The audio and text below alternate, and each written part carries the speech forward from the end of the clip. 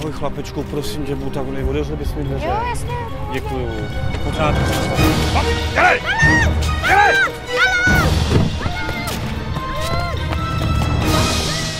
Téma násilí na dětech je jedno z nejbolestnějších a nechceme si ho radši ani představovat. Pravdou je, že nějakou formu násilí zažívá 40 000 dětí ročně.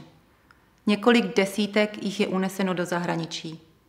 50 dětí každý rok zemře na následky týrání a brutálního zacházení. Ahoj chlapečku, prosím tě, buď tak neodevřel bys mi dveře. Jo, jasně. Děkuju. Pořád. Dělej!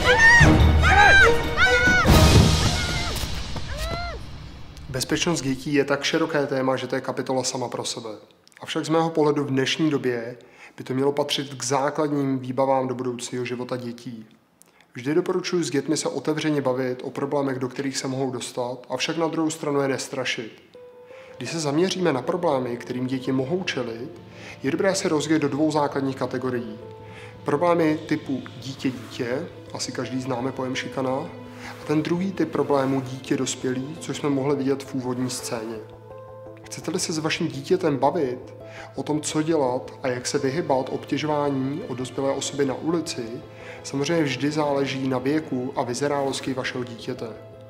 Avšak již od útlého věku je dobré, aby bylo schopné říct svoje jméno, adresu, samozřejmě nejlépe i vaše telefonní číslo, a aby co nejdříve pochopilo, že dospělý nikdy nepotřebuje pomoc od dítěte.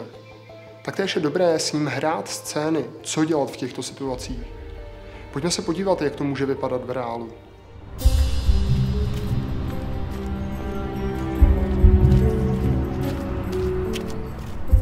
Ahoj chlapečku, prosím tě, byl bys tak neodevřel bys mi dveře. Ne, nemůžu, tam mám mámu.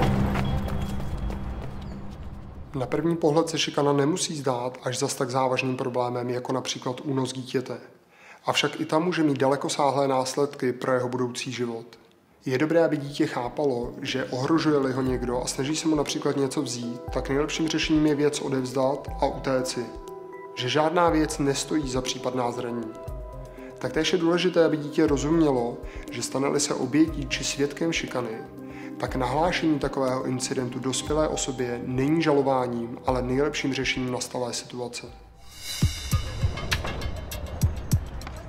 Čau, pěkný skate, půjčíš mi ho? Ne, nepůjčím. Dostaneš. Vem si ho.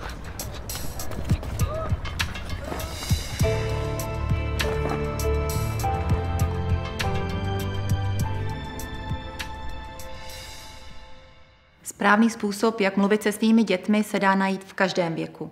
Vaše děti nestrašte, ale rozumně je seznamte s nástrahami, zvlášť když už chodí ven bez doprovodu.